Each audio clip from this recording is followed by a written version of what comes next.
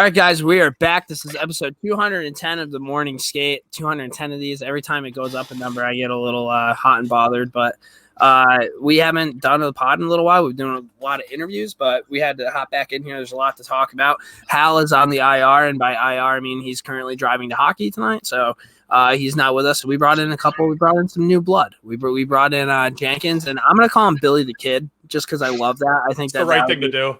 Yeah, I think it rolls off the tongue perfectly. But Jenkins, Billy the Kid are here. We'll start with Jenkins. Jenkins, introduce yourself. Who are you to our listeners who haven't heard you before? Who are your teams? Who you write for? What do you got going on? So I'm Jenkins. I live in Calgary. I have nothing to do with the Flames organization except for hating them because their fans stink. I write Blackhawks stuff and beer league fighting my boss stories. Just chilling. Anything Canada hockey, I kind of get dibs on because there's only like 4 of us, I think, on the squad. So, well, I love that. I can't believe that you're not a Flames fan. That's okay though. But I just figured out a new bunkmate if I ever head up to the Calgary Stampede. So I appreciate. Bro, I told you. Yeah, we're having a TMS party. We're going to have to rip up the Stampede, just like country music and fucking buckle bunnies. It'll be A+. We're also here with Billy the Kid. Billy the Kid, introduce yourself. What's up? I'm happy to be a black ace on the podcast tonight here. I'm from Long Island. I also hate my local team, just like Jenks. Fuck the Islanders. Hope they lose tonight. And I covered the Oilers at the beginning of the playoff run. And he's also a big Rangers fan. Which huge Ranger fan. He's part of the Rangers crew text message that we have going out all the time. So, but fellas, thank you guys for joining. Before we kind of get started, I do want to take a second and just put this across the screen.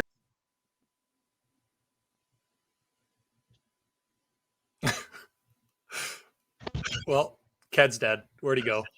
Just kidding. I'm back. I'm back. Favorite thing that's ever happened. I'm back. Don't worry. I'm back. But I also don't have anything to put across. No, did I do it again? No, we're good. Okay. What's EMS 25? Can I branch? Check this shit out. Everybody loves when I do the live thing because I'm not good at like taking this thing off when I'm going to do it. This is the Can I Boost, Focus, and Energize. We do have other stuff coming your way. BizDev's going to light that up whenever we get that, but bada bing, bada boom. This is going to help me focus and energize throughout this podcast. I'm going to try it again. CBD sublingual oil. That is promo code TMS25. Head over to canibrands.com where you can get all your CBD. I mean, I've been ripping the gym, so I've been using that fucking that lotion that you put on to help your muscles relax a little bit. Much needed. I'm 30 now, so like things happen. I played softball the other day. Couldn't get out of bed for 2 days. Not making that up. So it comes at you quick. But with Can I Brands, they definitely help you out.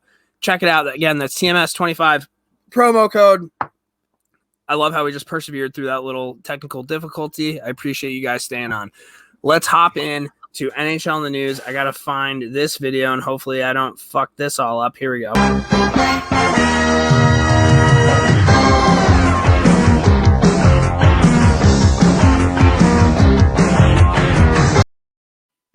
Okay, well, if you've listened to the podcast, you know I'm a giant Rangers fan. So obviously our first thing that we're going to talk about today is New York Rangers have themselves a new head coach.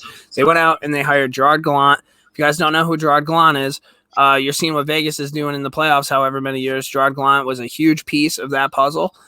He also coached with the Florida Panthers organization. My only, I guess, riff behind this is he's been fired twice pretty short into the terms of his contract. Once he was left without like a cab, which really sucked. And then the second time, the organization that he got to the Stanley Cup Finals in their first year, they fired him and then hired their rival's head coach. So both times he's been fired, a little shaky. Like, I don't think you just kind of leave an NHL head coach without a cab ride home or just like hiring, the cross-state rival. But he is going to come to New York. From all intents and purposes, they say that he's a player's coach, that he lets the players play. He doesn't really, I guess, finagle with lines. He normally keeps those the same. He treats everybody the same in terms of somebody has a bad game, he'll glue you to the bench, but the next game he doesn't hold grudges, which I also really, really like to see. Billy, I'm going to start with you because you're also a Rangers fan. What do you have on this hire? Are you pretty pumped about this? I mean, in terms of who they could hire, I think they definitely got the best guy, but what do you have? I think it was the best available coach, unless you're going to look at like maybe bringing back Tortorella, I was thinking that might have been a good idea. But, I like this hire for sure. I also like the rumors that Dan Girardi might come in as an assistant. I think that would be sick to bring him back. I think he was with Buffalo when they started to rebound last year. So he's kind of got a good track record already. Ultimately, I just want to see him let the kids play. I want to see Lafreniere and Kako on the power play more. It didn't get nearly enough time last year. They got 71 minutes for Lafreniere and 63 for Kako. Meanwhile, Kreider had 180 and Blackwell almost played the same amount of power play time. So that to me was like one of the stupidest things David Quinn did. And I hope he changes that around. I want to see way less Brett Howden, and I want to see way more Morgan Barron.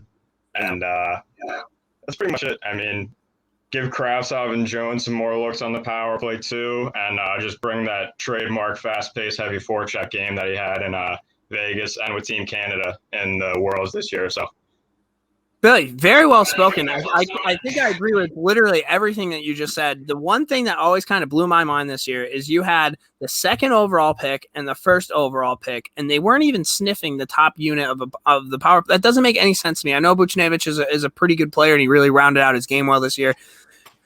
Incredible, is sick in front of the net, deflecting pucks, whatever the fuck you want to say about that. And then you have Zibanejad, Panarin. I think those two for sure are 100% power play players. But the fact that like your first overall pick and your second overall pick should be getting touches. They should be getting that experience on those power play because you don't want them just to develop into third line players. Like you pick them first and second overall to be game changers. And to me, that was huge. Morgan Barron over Brett Howden. Hopefully Howden gets taken by Seattle. Jenkins, what do you have on this? What do you have on Gerard Gallant going to New York? I'm glad that Bill mentioned something about Canada because he's now the first international head coach to win a gold medal after starting the tournament 0-3. I think that matters. Perseverance. Guys swinging from the hip. Another thing I read too is that he's not about like developing the young guys and he's not going to be focused on like, winning later. He's like, no, we're going to win now. We have the talent. We have the skill, which goes like exactly to what Bill said, right? Like you got these young kids who like definitely should be at least sniffing power play time. And I think at this point now it's going to be best players play. And like if Lafreniere and Kako, like they're going to come up, they're going to show they got it and they're going to get minutes. Yeah, no. And I think that's huge. I know Larry Brooks, I'm pretty sure, interviewed Jaromir Jagr in the Post, and Jagr had nothing but great things to say about him. He said he was instrumental in Barkov and Huberdeau's career.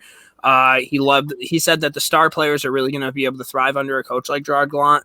I'm just glad David Quinn's not there. I think anything would be an upgrade from that. But I'm pumped. He also has like this sick, like light blue suit that I've seen pictures of him wearing, and I can't wait for him to fucking pull that out on opening night. I think that'll be pretty cool. But all in all, for what was on the board, and I know the Rangers were kind of waiting to see what was going to happen with Rod Brind'Amour, which we're going to talk about next. I think they were kind of figuring out, okay, is he going to go back to Carolina? If he's not going to go to Carolina, is he going to go to Seattle and hang out with his like boy Ron Francis, or is he going to be available? Ultimately, I think the Rangers figured out that he wasn't going to be leaving Carolina, so the Rangers hired Gerard Gallant. Now, Rod the Bod signed a 3-year extension at a hometown clip, and he won the Jack Adams Award. He's going back to Carolina.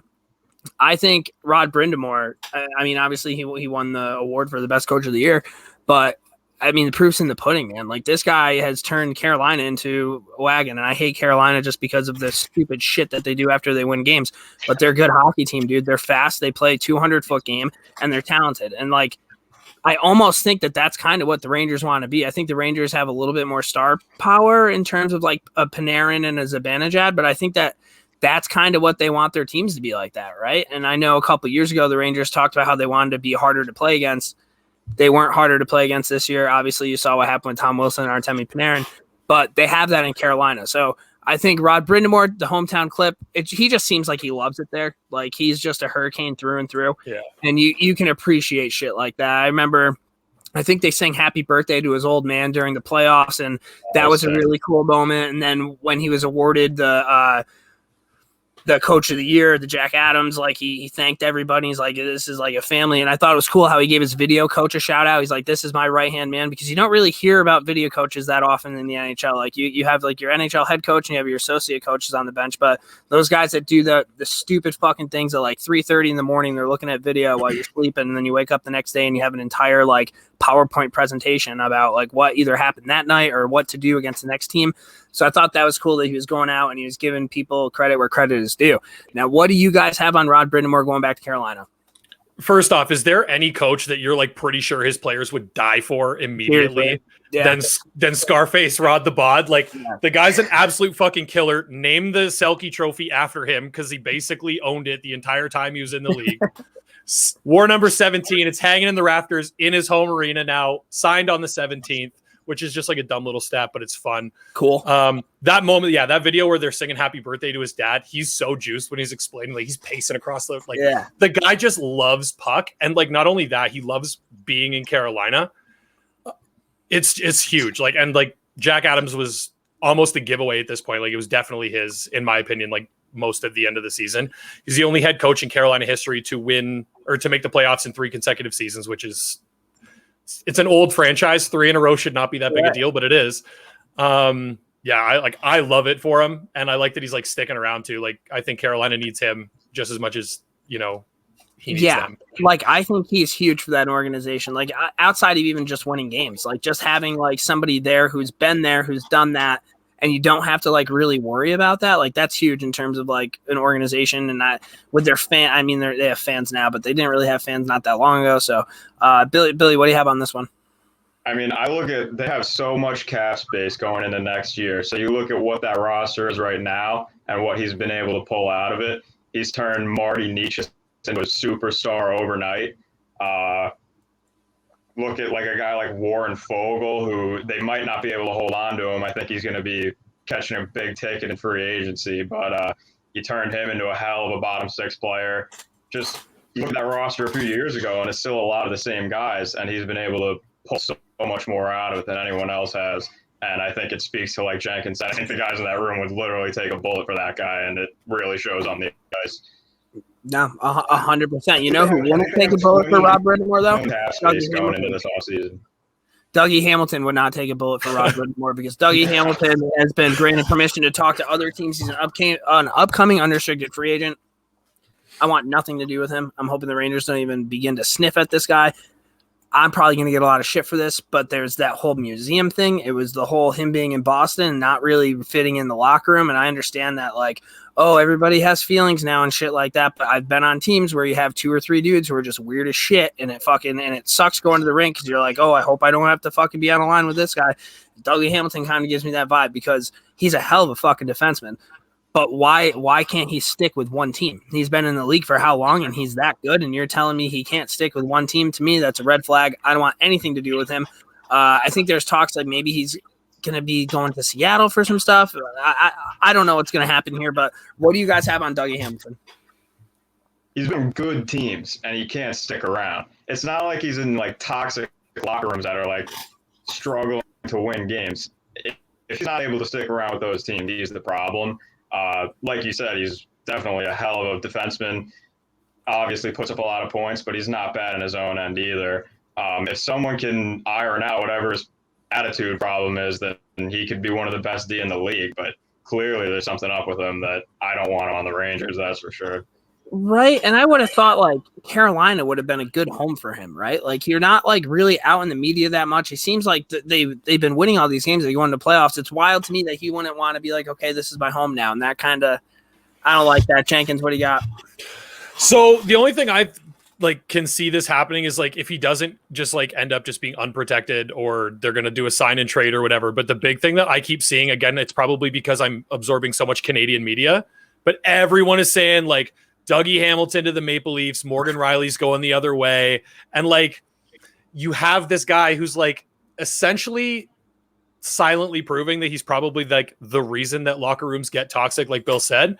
And you're going to give away like a top 4 D guy on like a team that's like very, very close to having like exactly what they need to win a cup, which like the last time they won a cup, my dad was 6 years old. So like, you know, maybe you focus on what you got and you keep building around that core. Cause you're right. Like there's obviously a reason he's not sticking around. There's obviously something they're not telling us, but most of the stuff is Canadian media, like classic. Is he going to the Leafs or is he not going to the Leafs? Yeah, but you just mentioned Canadian media. Like that would be the last place I would want Dougie Hamilton to play in Toronto. Right? Are you shitting me? The Toronto media absolutely fucking stinks. God, they would tear him apart for any little thing. Do you remember what they did to poor hot dog Phil, man? Yeah, man. And you're telling me this guy's going to go to the museum on an off day after they lose like a fucking first round next year, and the media's not going to rip him apart? Like, nah. I don't see it happening. I can't believe he's leaving Carolina, because to me it just seems like a fucking perfect fit, and he doesn't want to be there. But speaking of doesn't want to be there, he's going to catch a lot of money in free agency, right? No matter where he goes. So, I hope it's not the Rangers, because we just got over the D'Angelo thing. The last thing we need is anher right-handed D with an added throw. That's what I'm saying. I'm so happy that D'Angelo thing happened to another team that was not mine. I don't want to talk about D'Angelo. I'm going to get sad. But let's stay on players who don't want to be where they want to be. Jack Eichel news. Apparently, the Ducks are the favorites to get Jack Eichel. The third overall pick apparently is in play. The Ducks told Columbus earlier that Zegras and Drysdale were not options in a trade for Pierre-Luc Dubois. What about now? Is this something where you see a Zegras go to Buffalo? Dude, it's so hard fucking pretending like you have any idea what these trades are going to be, because it seems like every year a big name goes to go and everybody thinks they're going to get all this shit, and then they end up getting absolutely nothing. So if you're Buffalo, I feel like you have to get stuff, but Jack Eichel's so pissed off, you don't want that distraction around. There's been reports that's going to happen sooner rather than later. I don't know if Buffalo did that to see if they could get more shit from people, but I mean, I haven't seen the Rangers involved in his name here in the last couple of weeks, and to me, but it makes me only think that they're very heavily in on it. Like, if you look at the Rangers, normally you don't really know they're going to get it until they get it. And it's like Bob McKenzie at last seconds, like, oh yeah, by the way, the Rangers are going to get this guy. Like, it happens all the fucking time, and it's almost too quiet. And I feel like that's giving me some heebie-jeebies. I don't know. I mean, there's no way Eichel starts next year on Buffalo, right? No chance. And like, I don't blame him nearly as much as I blame Dougie for like, Dougie doesn't want to leave, or Dougie wants to leave Carolina, but like, we don't know why, and we don't know what's going on there. Like, can you blame Jack Eichel for a goddamn second? Like, you need to get out of there, but like, also is transitioning to Anaheim like the answer to like, I want to make the playoffs? Yeah. And if you're a Ducks fan, like, do you really want to see Zegras go the other way? Because that kid fucks. He looks good. He looks really, really, really good. Like, he bodied the entire Canadian team in the World Juniors. It's my favorite time of the year, and he ruined it for me. So. And I just, the kid's so good. And like, Eichel's obviously also like a massively skilled player, and he's going to bring like success with him wherever he goes. But I hate when these like things happen where like this guy's frustrated and he wants to leave, and it's a high draft pick because the team that he's allegedly going to go to is also not doing super fantastic. It's just like, if you want the guy to go somewhere, like, trade him somewhere successful, bring confirmed, like, established pieces back the other way. They're going to get Buffalo over the hump. It is Buffalo, though. Like, you never really know what the fuck they're gonna do. They need to bring back those red and chrome jerseys. That's their primary problem. I don't hate that idea at all. Billy, where do you think Eichel ends up? I don't know where he ends up. I'm gonna say probably on the West Coast, probably as far away from Buffalo as they could get him is what they would like. What I think about Eichel is that surgery that he's trying to get, it's not even like no NHL player has ever gotten that surgery. There's no professional athlete that has gotten that type of surgery on record and has gone on. I don't even know if it's happened in general, but they definitely haven't come back to have a career afterwards. So that's just what worries me, and why I really don't want to see him on the Rangers, because he's going to bring in a king's ransom. And if he can't come back and play like Jack Eichel was playing in his first 3 years in the league, then whatever franchise gets him is going to pay for like 10 years. Yeah. And Chicago's gotten in on the Eichel sweepstakes as well, and I don't love it because the initial what they're expecting to see come back the other way is Kirby Dach and the 11th overall pick, which like, but that's Chicago's model, and it makes me so mad. Like, they won all these cups, and then all of a sudden they had Panarin, they had Brandon Saad. It's like, all right, so we're gonna win now, and then we're gonna take an absolute young stud and we're gonna sell him for way less than he's worth, and then we're basically just gonna act as like a farm team for other teams like in our division. Like, I'm glad that Panarin went at least to you guys who are going to use him effectively, and he's absolutely killing it there. Like, they traded Brandon Saad to Colorado, so he just fists them like 6 times a year, and like, I don't care for that. Yeah, no. And the thing with Chicago for me, if Chicago is in the mix, Jonathan Toews is done, right? He's not coming back. I don't think he is, man. Like, I have my thoughts, and like, I won't air them out here because, again, like, it's all speculation, and it's not necessarily the most pleasant of speculations. I don't think Jonathan Toews is coming back. That's so bad, dude. I really hope he does. To me, Me so too. I would like Taves. kind of argue it the other way, where if they were to pick up Jack Eichel, to me, that would be Chicago thinks they're in a win now mode, and I don't think you're in a win now mode without Jonathan Taves.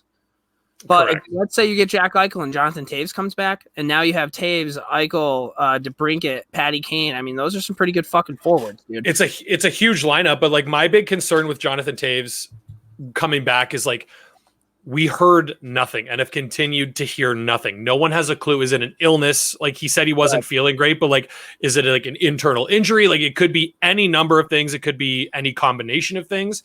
And the fact that we've heard so little and so consistently little from so many sources, it stresses me out because he's not old by any stretch of the imagination, but like whatever's happening is clearly serious enough that like I'm concerned as a Chicago fan. Yeah, dude. And like that shit doesn't happen. Like normally there'd be a leak somewhere, or like some sort of speculation. That was Jonathan Taves just being like, hey, I'm not going to play this year. And then nobody asked a single fucking question like afterwards. Like, literally the only thing we got was at the start of the year, like, hey, I felt like shit for like 2 months, but that's all we've still continued to hear. Like we haven't heard any updates like, hey, I still feel shitty, or like, hey, I'm starting to feel better. It's like, nope, I felt like shit in training camp and I took the year off. Like, are you taking forever off then? Because I need you. Because you are, like, apart from Sidney Crosby, he's probably the most successful captain of this era, right? Oh, yeah.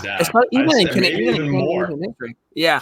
Canadian history, you look at the shit that Jonathan Taves has won with all the Olympic golds and, like, World Juniors and all that shit, and Stanley Cups, dude. Like, that guy's a winner. Yeah. Like, describe Jonathan Taves' career. Win. They call him Captain Serious, and it's exactly that. The guy's never smiled in his entire career, but he's winning cups, and I don't care. And he's so good. But the perfect yin to the Patrick Kane Yang, like just the complete opposite personality, but they mesh together and it's nothing but success. Yeah, I don't know. I hope he comes back. Hope he's all right. It's gonna be interesting to see what happens with Eichel. So the Minnesota Wild were fun for about 3 months. And now Kaprisov contract talks with the Wild have gone cold. He's back in Russia right now. There's a KHL team trying to sign him. Weeksy came out with a tweet earlier this week saying that there's a pretty good chance he goes back to the KHL. I've never seen anything like this. I've never seen a Russian kid come over here and whip up the NHL and be like, well, that was like kind of fun, but I'm just going to go home now. And they're going to back the Brinks truck up to his little house too. Oh my God. Like if you're Minnesota, you need him. Like you need that guy. He changed your team that has been nothing but dull and boring pretty much since they've been in the league to a team that like people wanted to watch. And then you're like, are you not trying to pay him enough money? Is that not only has he only played one season, he played a single shortened season, one rookie of the year, and then said, fuck you guys, I'm going home. Yeah. Insane. And like Minnesota is supposed to be the state of hockey. Like in the United States, that's supposed to be like hockey. Yeah. What? Like, I don't know. For Minnesota's sake, I hope he comes back. For Matt Zuccarello's sake, I hope he comes back. Because him and Zook had some pretty good magic there. But I've never seen anything like this. He comes over for 1 year, rips it up, and then just says, hey, like, thanks, but no thanks. Yeah, because the team that's going to sign him. Yeah. The team that's going to sign him is the team that holds his rights in the KHL. He played, I think, 3 years there before he came over to Minnesota. Yeah. The Artemi Panarin Rookie of the Year model. But they're also the richest team in the league. Like, they're going to pay him boatloads of money that, like, the NHL literally just can't get because of the cap. Right. But, like, they're literally just like, hey, do you want to be the richest man in Russia? Here you go. Come play hockey for us. Do you want to be the richest man in Russia, or do you want to be, like, the 8th richest player on the Minnesota Wild? And he'll be the best player in that league. Yeah, probably. Well, I would think so. In the 3 years he was there, he scored 153 points in 160 games. So like the dude was an absolute stud as like a young kid. Was like, all right, I've done it over here, and now I'm gonna go win a quick Calder Trophy Calder Trophy, not a Calder Cup, and then I'm gonna just skip on back home, and you guys can give just me all of the money. Was that the same Calder? Was the Calder Trophy and the Calder Cup named after the same person?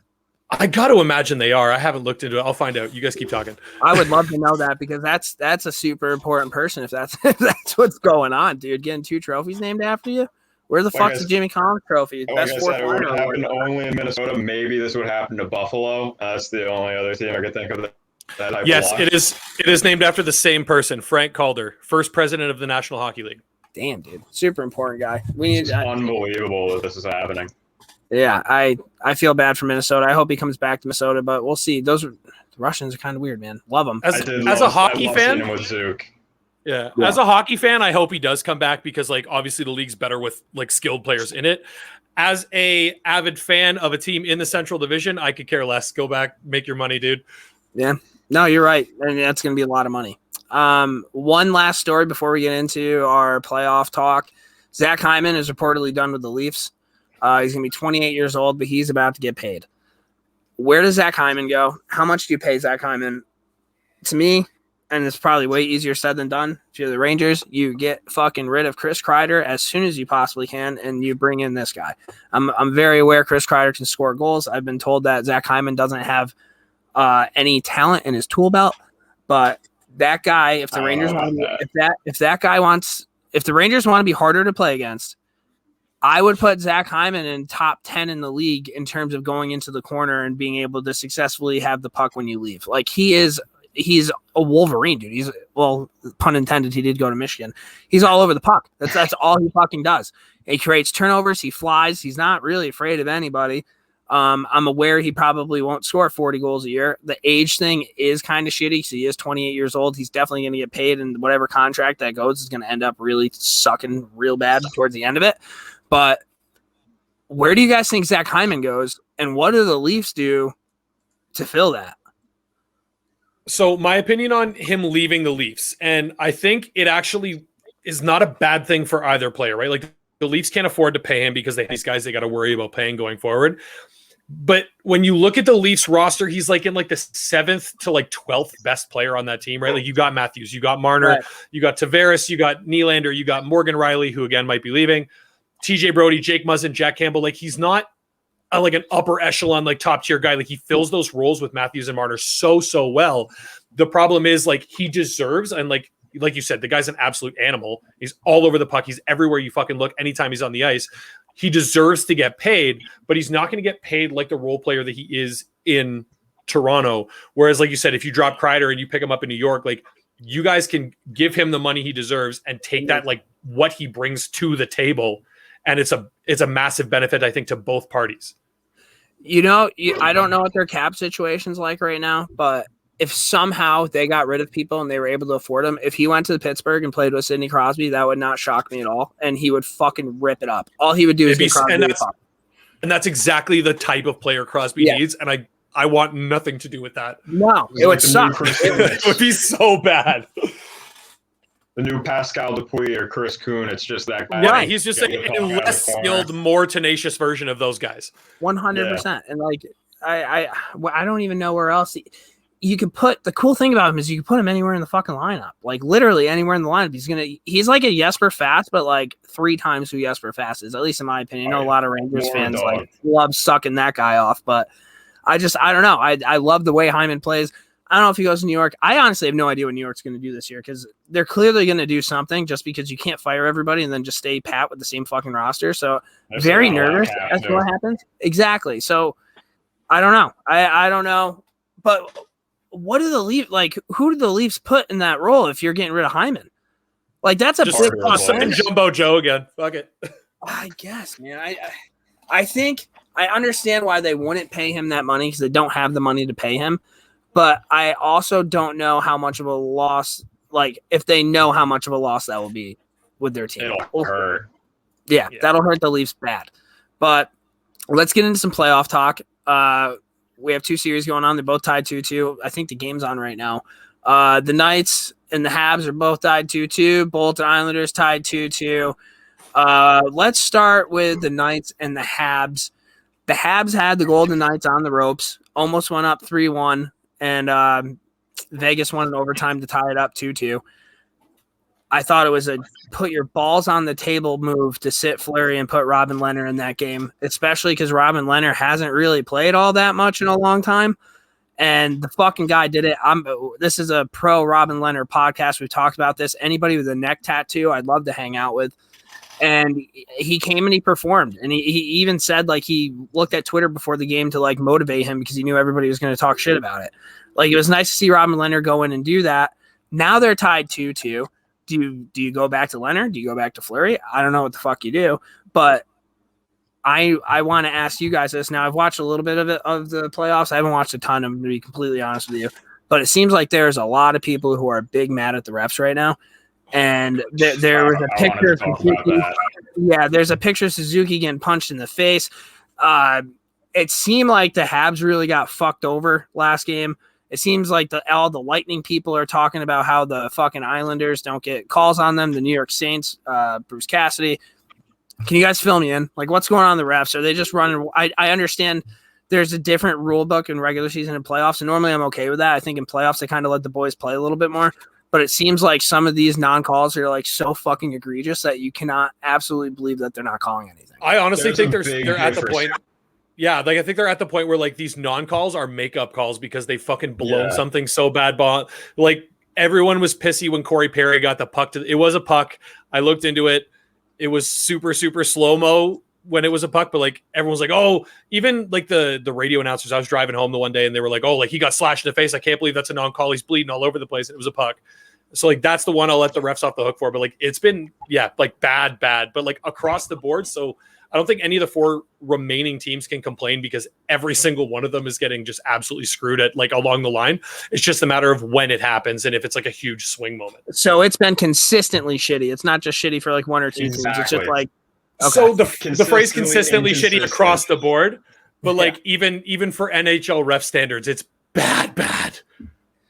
Like Billy, what do you got? Last round, I was thinking the Bruins were getting the short end of the stick, but like this round against Tampa, Islanders have gotten going their way, and so Tampa. It's just been so inconsistent on both sides that I can't say either team has the refs in their corner anymore. But like with Vegas, with the Suzuki getting punched in the face right in front of the ref, and he just stares him down and doesn't put his hand up to make the call. And I thought that was I thought in the last Islander game it was a pretty big missed call on Clutterbuck when he hit Kucherov in the head. It came back to the call, and the commentators were saying like, "Oh, he didn't have a choice. He had to hit him there, but he didn't have to hit him in the head." Right. And a headshot isn't a roughing call. So to me, it's like just too many things going by the wayside, going over the referees' heads. It's embarrassing. It's really frustrating to watch. No, and I understand that there's definitely some people who like have the right to be upset, but we all know hockey Twitter. They are the most dramatic little bitches of all time. So like any little call goes one way and like people are demanding that like this game needs to be replayed or this ref should not ref another NHL hockey game ever again, which I mean I guess I kind of understand. You didn't see me saying that shit when Henrik Lundqvist got ran over by Dwight King, which cost us the Stanley Cup. You didn't see me doing that. I wasn't throwing a little hissy fit. You know what I'm saying? You probably deserve to at that point as well. But it's wild, and I understand reffing is like such a hard fucking thing, dude, because even when you get it right, it's not like people really give a shit about you, but when you get it wrong, people give a shit about you in the worst way. But it just seems like it's every fucking night something happens like this. Like normally, like in the playoffs, it's like every other game, every once in a while you hear about it. It's like every minute the game's on. People are pissed off at like something fucking going nuts. It's insane. It's nuts. But all right, Knights Habs. What do you guys have on this series? My only thing, there's a reason why Carey Price is voted every single year as the best goalie in the National Hockey League by players. And you have all these analytical nerd dickheads who say no way because there's so many zone entries and all the face-off data show that Carey Price is a terrible goalie. Hey, bud, have you watched any of these fucking playoffs? Without Carey Price, the Habs would have been fucking dusted a long time ago. Like Carey Price, to me, this could be if the Habs make the cup or whatever and then they end up losing in the cup final. Like it has that feeling that he would still get the Conn Smythe because of how important he's been to the Montreal Canadiens. That and also the Corey Perry, Eric Stahl, and Joel Armia line. A bunch of people that nobody really wanted. Everybody kind of wrote them off. Those guys are fucking buzzing every single time they're on the ice. I love to see that shit. Corey Perry's like become endearing throughout this playoff run, which is insane because normally everybody hates him. But now like it's like, okay, like let's go Pears. Here we go. And Eric Stahl, he's banging. Cole Caulfield looks sick. Nick Suzuki is a fucking hell of a hockey player. Stud. He's so good. He does just the littlest shit so well. It's 2-2. I fucking feel like Vegas is probably going to end up winning this fucking series. Yeah. It pisses me off. But it's weird that I'm rooting for the Canadiens, but like I'm really rooting for the Canadiens because it would be really fucking cool to see them go to the Cup final.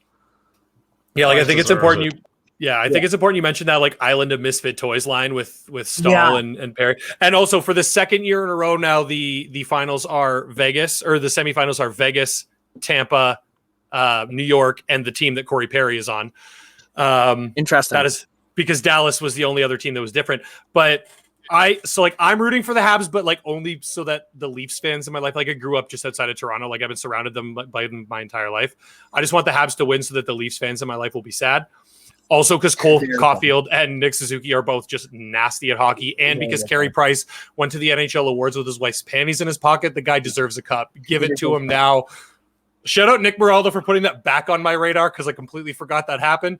But you're right. But I think it's interesting with the Vegas thing now where we're having the exact opposite of what happened last year, where like they were playing Leonard, and it's, do we finally rest Leonard and play Fleury? And this year it's now like Fleury's been killing it, but he absolutely blows it in like one instant of one game. And now do we start Leonard? Was last year the time when the agent came out with the sword in Fleury's back? Was that what happened? Was that last year? Yeah, it was. Jeez, dude, how look how far we've come. But we're on the exact opposite end of it because Fleury's been playing like an absolute king all year, and he made a mistake, and it wasn't a great moment in Fleury's life, but like he's done dumber things. I don't know if anyone wants to go back and look at how the World Juniors ended when he shot a puck off a U.S. forward's chest on the forecheck, and they ended up losing. But in my mind, I think they're going back to Fleury because I got that this was to give Fleury rest. It wasn't all about that one mistake he made. It's that he's been playing all the games, heavy minutes, and that he's going to get one game rest regardless of the result. I had a feeling he was coming back in, but I could be totally wrong. I mean, Leonard was pretty lights out that game too. So that kind of changes the narrative a little bit, in my opinion. But I expect to see Fleury back. It's so hard not to start a goalie that just won a game in the playoffs. Exactly. Like when you do that, exactly. If you fuck yourself as a Vegas coach, well, it's weird because you either start Leonard and you guys get fucking beat 3-1, and then everybody thinks you're a fucking idiot for starting Leonard, and then you go back to Fleury, or you start Leonard and he wins, and now what the fuck do you do? Like I don't know what they're gonna do. Who do you guys have winning this series? Realistically, I have Vegas winning the series. I think they're deeper. I think that like Montreal's skill guys, like they have like the Caulfields, the Suzukis, and the Island of Misfit Toys line. But I think like in terms of just like top to bottom roster, like scoring depth, I think Vegas is there. And like goaltending is such a wild card because Carey Price is always going to be a stud, and it just depends on who DeBoer puts in on the other side of the ice. Right. Where we're at in the playoffs right now, I couldn't tell you who's going to go to the next round. Like, really, I just feel like whoever I say the other team's going to win at this point. Right. Everything's 2-2. Everything's even. Montreal's looked really good, though, and I really don't want to count them out because I really want to see Carey Price make a run at the – I want to say I'll take Montreal for this series. Yeah, and Billy, I think you kind of just nailed it on the head, man. Both series are tied 2-2, and I don't think there's a human being on planet Earth that really knows who's going to win these series. And in terms of like playoff hockey, in playoff hockey though, like that's peak playoff hockey. Like that's some cool shit. You know what I mean? I hope they both go to 7. I hope the finals go to 7. Like give me 8-9 games. I don't give a shit. Let's do it. Fucking yeah, I'm with you on that. So actually, let's move on. We have Tampa Bay and New York. Series is tied 2-2. My tidbits from this. I'm going to hate saying this. I think the New York Islanders might have the best fans in the league. I'm just going to say it in terms of how fucking interesting take. How loud their fucking barn is. That the New York Islanders, like when people talk about home ice advantage, that is what home ice advantage is. And listen, like I know a lot of diehard New York Rangers fans. Billy, myself, we have a whole text group. I think we're diehard. But when you go to Rangers games, you don't see too many of us. You see a lot of people in fucking suits that don't really have any idea what's going on in the game. Their bosses gave them a ticket. You had to bring a couple people out. You want to look like a celebrity. Oh, there's Margot Robbie over there. There's Susan Sarandon. There's Jimmy Fallon, who's a fucking loser because he's also at a college team. I just feel like I was hoping you mentioned that. Dude, the Islanders, man, like their barn is so loud and their fans love them so much. They really do. Like, and I fucking hate the Islanders. Dude, it is. And I hate Islanders fans and I hate the Islanders. But in terms of like, I think it's so fucking cool what they do for that team. I wish the Rangers had that. And I think like probably back in the early 90s. Yeah, dude. It's just I want to go to the Coliseum for I'll go in a Rangers jersey with the bag over my head. I don't care. I want to get building right now. It's nuts. I saw a quote. I think Barry Trotz said that the Clutterbuck, Matt Martin line and Casey Zizekas, they played playoff hockey all year. They have no idea how to play the game other than that. What a fucking cool quote to hear from your coach. I loved hearing that from them. And it's weird, dude. Like, I don't think I'm rooting for the Islanders, but I just hate the fucking Tampa Bay Lightning so much. I feel like all they do is fucking cry, and they think that shit should be handed to them and given to them. And you're like, in terms of talent, you look at the talent between the two teams. Tampa Bay is clearly more talented. Like, from start to finish, I don't even think it's close.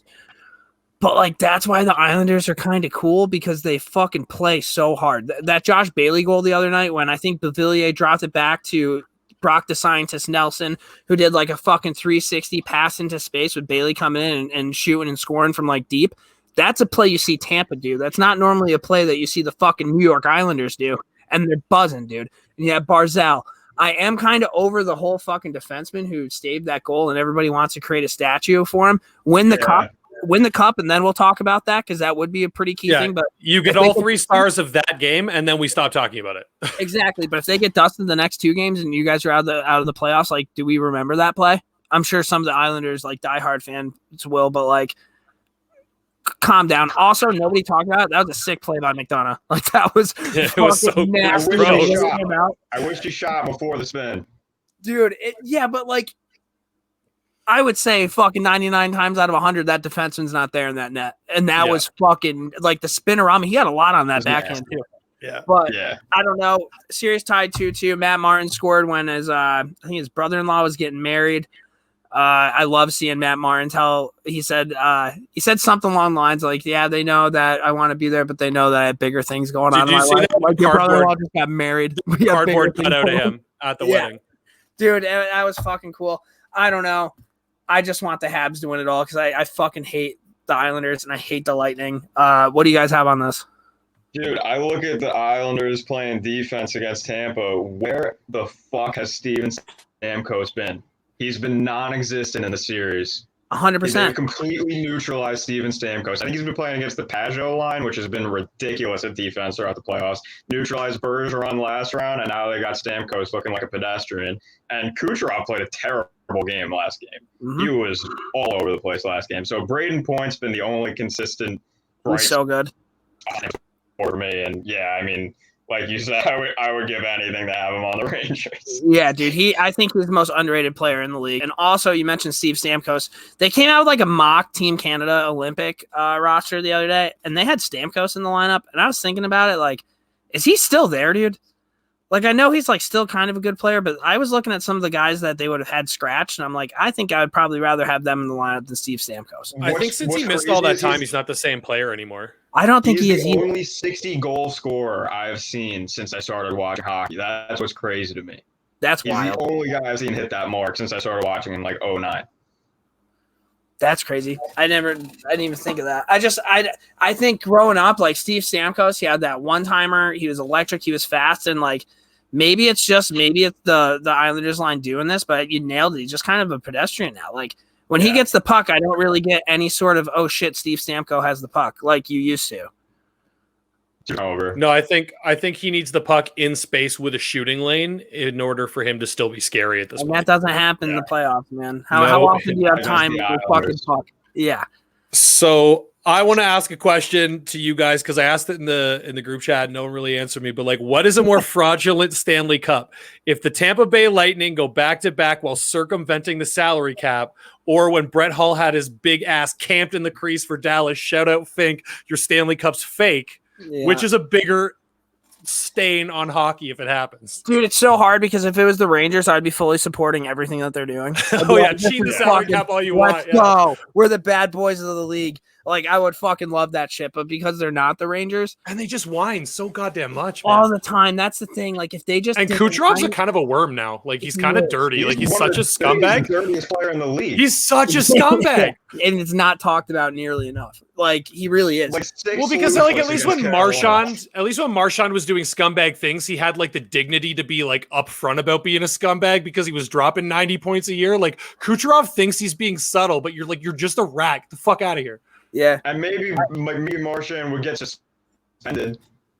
Yeah, I don't think Kucherov's ever gonna get suspended for slew footing somebody. no. Marchand also licked a guy in the face, so like it's a different breed of scumbag. But I appreciate one more than the other. Yeah, it's a rough luck, Callahan. I don't know. Who do you guys have winning the series? I think, like you said, dude, it's kind of a fucking toss up. I think it honestly. So there's 3 games left. Are 2 of the games played in the Coliseum, or 2 of the games played down in Tampa? That changes. And that matters a lot. Yeah, I think so. I think if there were 2 games in the Coliseum, I don't think there's any chance the Islanders lose those games. But now I'm going to go Lightning just because of that.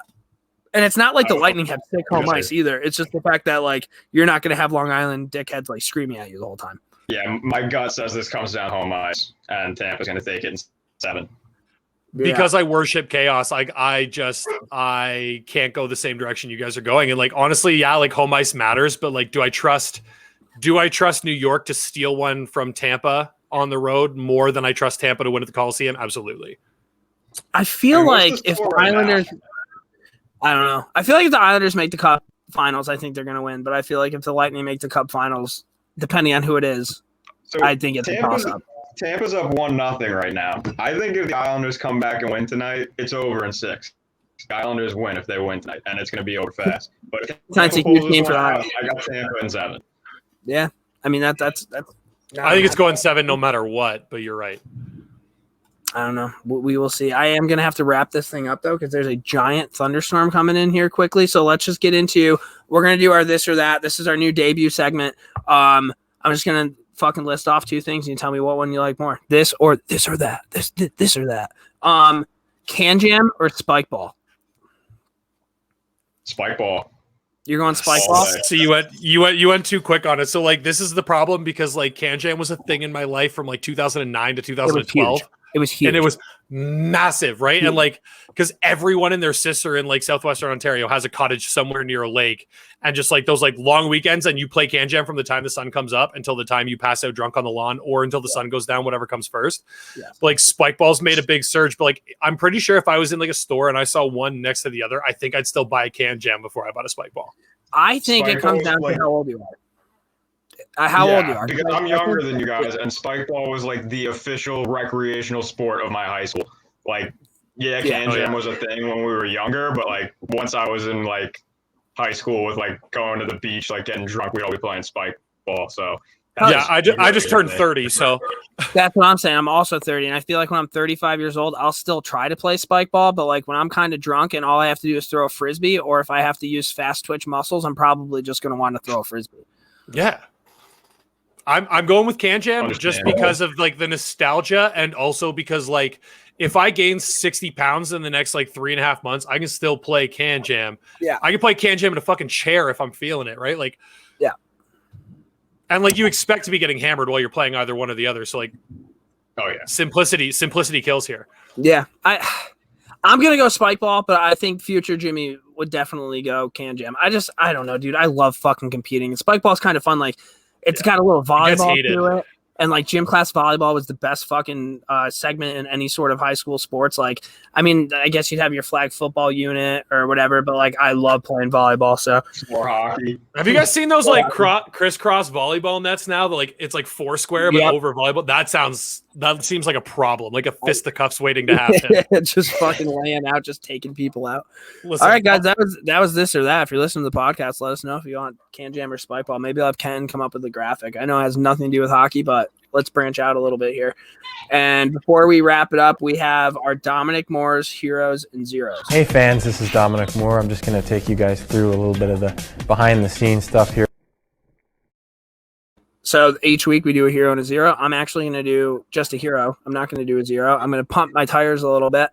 Hit a 3-run walk-off, first one over the fence. Let's softball. go. Yep. Against a team who I really needed to do that against. So that was big for me. And then a couple days later, first at bat, grand slam over the fence against my last company that I worked for. So it's been a big week for Ket, dude. I'm thinking about maybe trying out for the United States softball team.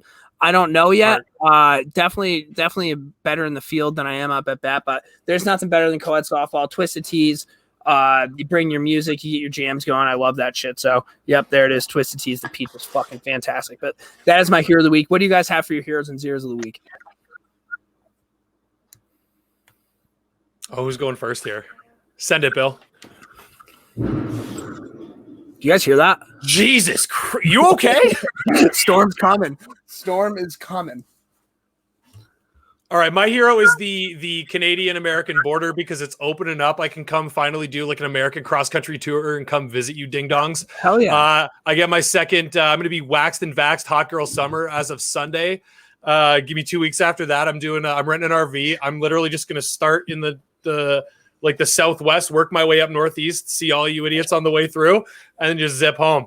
I love that. I'm excited. And I'm going to do positivity like you. Just no zeros this week. Only good vibes. I love that. Billy, what do you got for a hero and a zero? I'll go zeros only then. How about that? I got Ryan McDonough for screening his own goalie and letting Josh Bailey snipe and then missing on that clutch last-minute attempt. So Ryan McDonough, zero of the week. I don't hate that. Ryan McDonough, you could have had it all, but you left. But then he won a cup, so he kind of did get it all. So sad to think of it like that way. Right, go get in your basement, man. Like, you're not safe right now. Yeah, it'll wow. It's come down. All right, guys, that was episode 100 or 210 of the Morning Skate. Jenkins, Billy the Kid, thank you guys for tuning in. TMS25, canibrands.com, and we will talk to you guys next week.